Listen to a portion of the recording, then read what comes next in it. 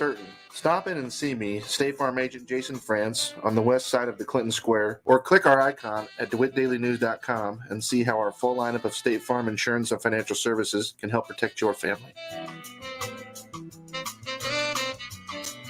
Local farm broadcaster Jared White covers the local agriculture news you need to know. Hear his reports by downloading the free WHOW mobile app.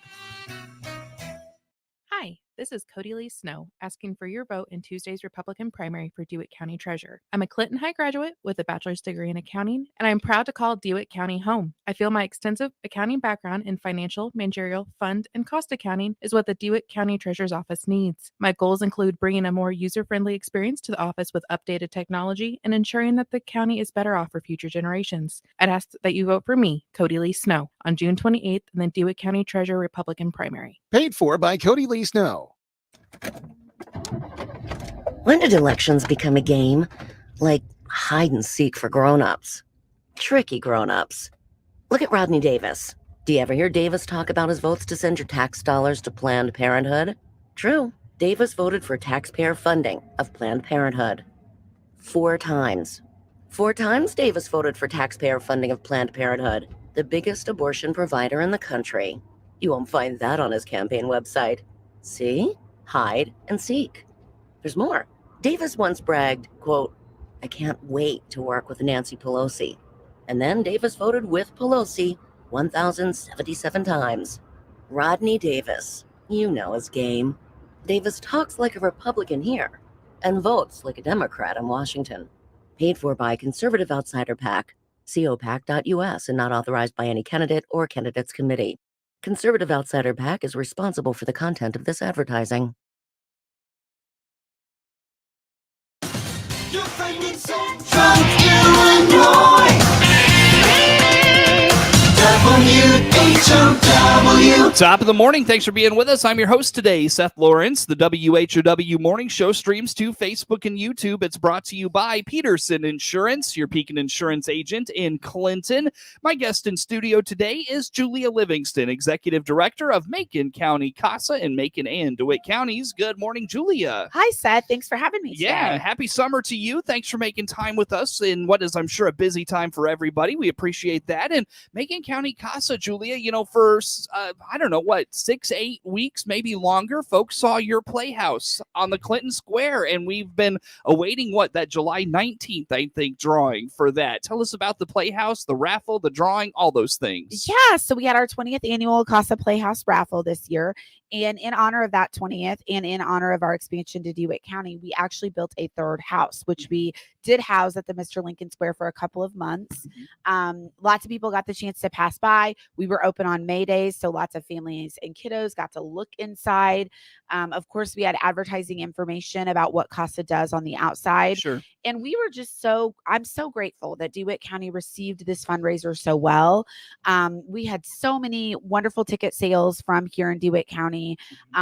With one, a great chance to win these amazing houses, but two, a great chance to support this newer community effort to support and advocate for the community's foster children. Sure. So that wrapped up on June 19th. Tell us a little bit how the raffle go. You mentioned good turnout from the community. What was that like from your perspective? And tell us about the drawing and how that went. Yeah. So this was our first year in a couple of years to sort of recover from COVID. So the last couple of years, we had to fairly drastically change how we sold tickets. And so this year we were able to normalize things a bit more. So for instance, getting to have the houses reopened and kids getting to go inside, that was new and different for the last couple of years. We couldn't do that. Right. And so we did have a third house. So, the hope was that we would have additional ticket sales. We did, probably not to the same percentage amount as you would have a third house added. Okay. But, again, I think with COVID, we're just still trying to renegotiate what that normal looks like and just trying to figure out our fundraisers after. Gotcha. Yeah. Pretty cool story about the DeWitt County winner of the Playhouse. Tell us this. Yeah. So we, it's crazy because with over 200 volunteers, there are chances that potentially a winner could be a CASA advocate, volunteer advocate. We did have one advocate win this year, and she actually donated it to her CASA foster kiddos. Oh my. And 2 little kids, a boy and a girl. about they're 1 in 4. Mm-hmm. And I got to be there as our volunteers delivered it and placed it in their yard. They're with their grandmother, who is actually going to be their adoptive home. Oh, cool. And these kids were just so thrilled and excited to get this playhouse. The advocate, the volunteer, was there as well. And, they were just talking, Miss Sandy, I'm just so excited to have this playhouse in my yard. That's cool. And it was just such a very heartwarming, experience from beginning to end with the playhouse. I mean, this is part of why we do what we do. Yeah, that is a great gesture by that individual. So fantastic. Now, remind us where money from the raffle goes. Is there a specific purpose that you earmark it for? Talk a little bit about that. Yeah, so the money goes to our direct operations. Unlike other organizations, as we utilize volunteers, a lot of our financial support goes directly to our very small staff. And in DeWitt County, we just have one staff member who is directly working with the volunteers and with the kiddos. And then, of course, the training and the support of the volunteers for the community as well. Right. So we do offer 7 trainings a year. We're in that training. And so there are costs associated with that as well. And so those direct services are exactly what the money goes to. Sure. So a lot of cost involved there. That's one thing I've learned over the years, especially when you have you're a community-based organization who relies on the community to, step up and take on a role within your agency or as a part of your agency. There's a lot of cost with that, from screenings and trainings and all of those things. So yeah. And, unlike other, for-profit agencies, as a nonprofit, not a single dollar that we have is guaranteed. So we have to go out and get every single dollar. And none of that is, promised from year to year. Sure. So it is, those fundraisers, our grant writing, all of those things are really critical for us to continue our expansion services here. Very good. Now, when it comes to future fundraising in DeWitt County, I know we've kind of touched on this in the past. What are you thinking about now? As this one wraps up, you've got great support. What are you thinking for the future, Julia? Well, we love to partner, obviously, with small businesses and other groups in our communities that we advocate for our children in.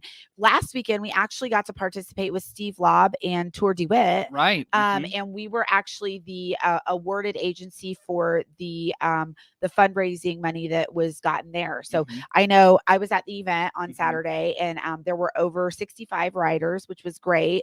Steve, as well, this was his first year back since COVID. Right. So, he was really looking forward to more individuals. I know there had been a time where he'd had over 200 riders. But again, I think as he continues to do that, and as the community and other communities come back out to support, I think that will again rise. So we are always excited and ready to partner with other, Steve feels like our mission is a really important one here in DeWitt County. And so he chose us for that. Yeah. So we're very excited to get to partner with other organizations. And then we'll just kind of come up with new things as we continue to make friends in DeWitt County, as we continue to really understand how DeWitt County ticks. Then I think those opportunities will keep coming to us, and we'll figure some things out. Well, I know with the Tour DeWitt, one thing that kind of came to mind for me as we talked there, as folks become more familiar with Macon County CASA in DeWitt County, I would venture a guess that event continues to grow. Maybe you grow, or maybe you get bikers from Macon County to come up and participate in those sorts of things. So yeah, plus out of COVID, it was slow, I'm sure. Yeah, actually, there were a lot of bikers from Decatur. There's the Decatur Bicycle Club, and so Steve has a great connection with them, and it was amazing. A lot of them rode their bikes up from Decatur.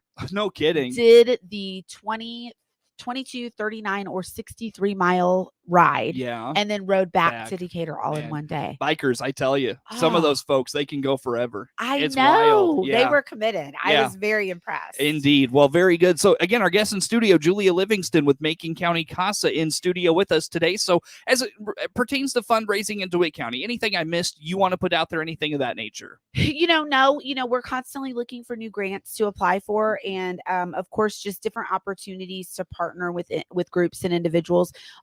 We'd also seek out, getting to continue to have speaking engagements. So we do that a lot. And that's an important part of that education in the community, and just ownership of what it is that we do here in the community. Now. One thing you mentioned just a moment ago, Julie, I don't want to look past, is you talked about having a person hired in DeWitt County. Tell us what's going on here. So we were finally, in the hiring climate these days, we were finally able to get a person. We're so excited to have her. And she's currently currently in training in Macon County. So she will hold both part of a caseload here in DeWitt County and part of a caseload in Macon. That's just because of the size of how many kids we have assigned to us right now. Sure.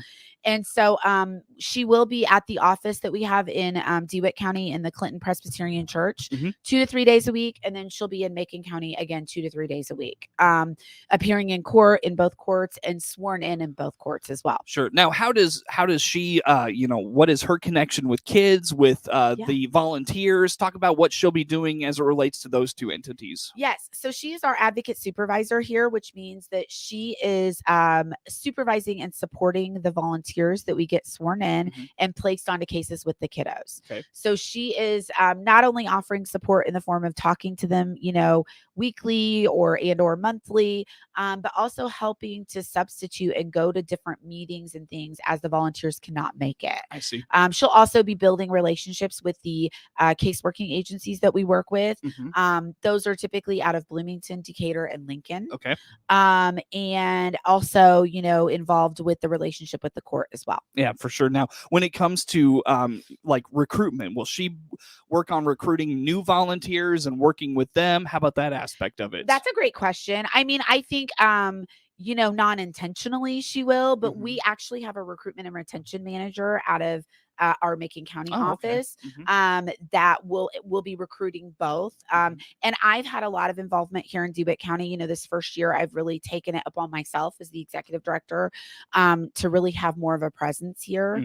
And so between the two of us, we will be recruiting here as well. Sure. Do you mind if I ask how many days a week you're spending up here in DeWitt County and what those conversations are looking like, how they're going? Yeah, I'm probably up here a good 2 to 3 days a week, to tell you the truth. Off and on. And those conversations are with businesses. We are having the chance to go and speak at different churches and different community groups. And so that's all been really fantastic. And again, as part of our just education in general. Sure. I know we're coming up on a year of the agency being in DeWitt County. We'll maybe dive into that conversation a little bit next month. But again, when it comes to a new worker in DeWitt County, anything I missed on her role, what she'll be doing, maybe how the community will be interacting with her, if they'll be interacting with her. How about that? Yeah, we plan to have so we're a chamber member. And so we plan to have kind of our ribbon cutting. We wanted to sort of wait until we had that person in because that made sense. And so we'll be having that, I would say, within the next month or so. Wonderful. That'll be a great chance to visit us at our office and also have a chance to meet our new staff member, but also other staff members as well. Because really we all sort of tag team together as a team and get a chance to meet our volunteers, which we will invite out to meet with everybody. Oh, that's too. great. Yeah. Very good. Well, Julia, I'll tell you what, I look at the clock. Let's take a time out here. How do folks learn more about just Macon County CASA, your presence in DeWitt County, the agency as a whole? Where do they go? Who do they call? Yeah, so go to maconcountycasa.org and all of our information is listed there. You can also email us at program@maconcountycasa.org or call us at 217-428-8424. Very good. Julia Livingston, Executive Director of Macon County CASA, is my guest in studio this morning. More to come on the WHOW Morning Show. WHOW.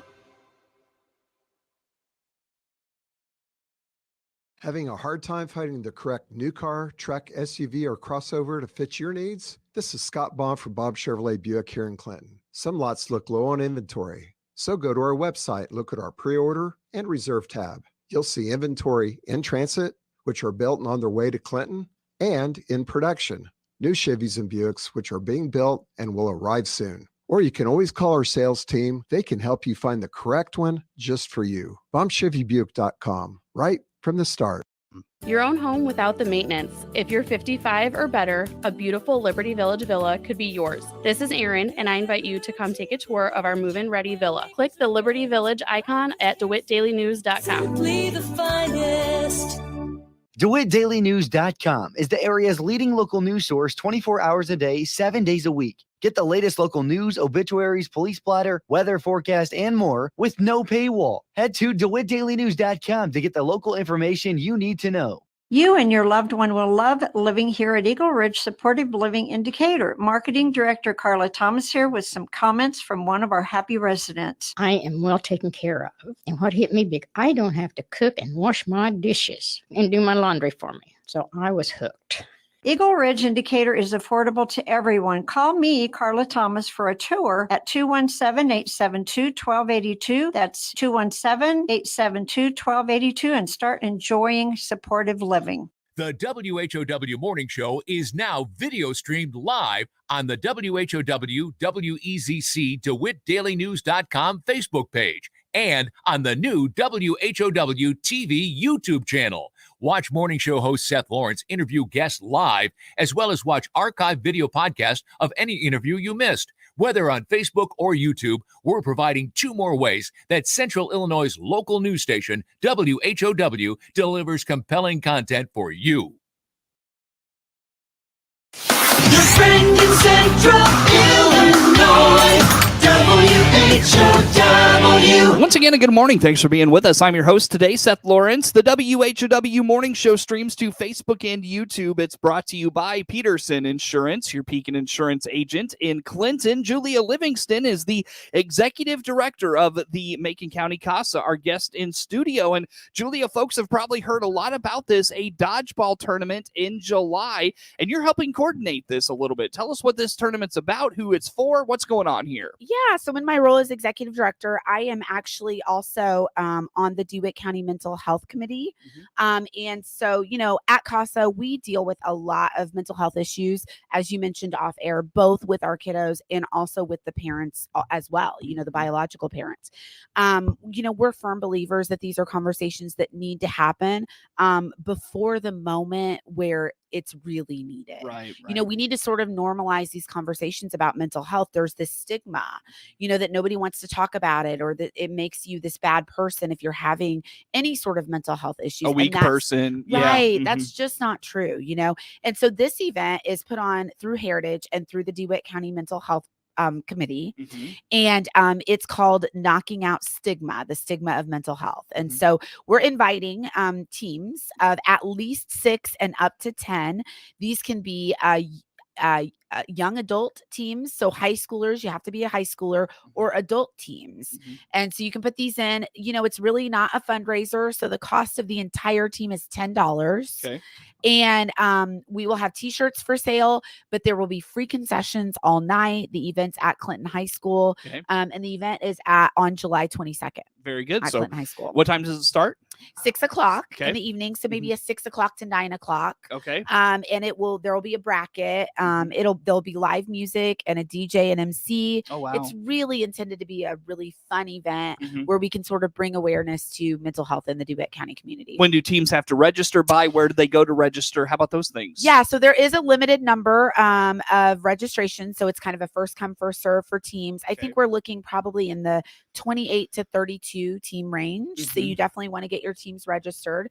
You can go to the Heritage website, heritage.org, or there's also a Facebook event page called Knocking Out the Stigma. That's probably where a lot of folks have seen it. Yes, yeah. Absolutely. So check that out. Now, you mentioned anything on the event you want to mention, Julia, we haven't touched on. How about that? So we actually are going to have 2 teams from CASA. Oh, that's right. Because we feel like this is so important.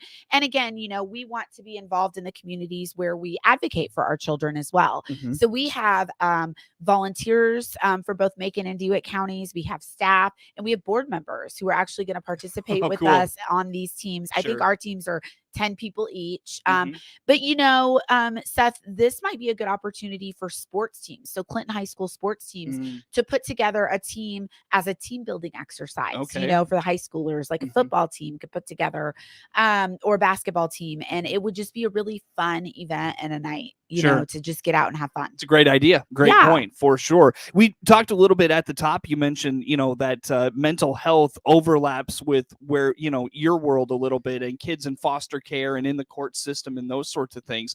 Talk a little bit about what you see there, what some of the things, how mental health impacts the kids and the families that you're interacting with. How about those things? Absolutely. So often trauma really ignites a lot of, issues with mental health. And obviously all of our children have gone through a form of trauma prior to coming into foster care. But unfortunately, in their 2 years in foster care, there's even more trauma that happens. And it's ongoing. And so, of course, they are experiencing a lot of different levels of mental health. And our volunteers and our staff are right there to not only help identify what's going on, but to help get these kids services that they need to overcome the trauma and to overcome their mental health issues Right. so that they can go on to have a successful, adult life. Yeah. And that's the goal here. Now, is mental health, and especially the kids, is that something you try to intervene with in the midst of all the chaos in their life, from maybe bouncing from home to home, or through the midst of being in the court system? Or do you try to wait until that whole process has played itself out and say, okay, now let's focus on this aspect of what you have going on? Does that make sense? It's a good point and a great question. We deal with it right then. These kids' lives don't stop just simply because they're moved, unfortunately, from home to home. Right. They're still required to go to school, go to 6th grade, perform in whatever extracurricular activities that they're in, and to be a kid. And so those mental health issues can really be distracting to the success of that moment for that child. So it's really important that as soon as we identify it, we start to get them help.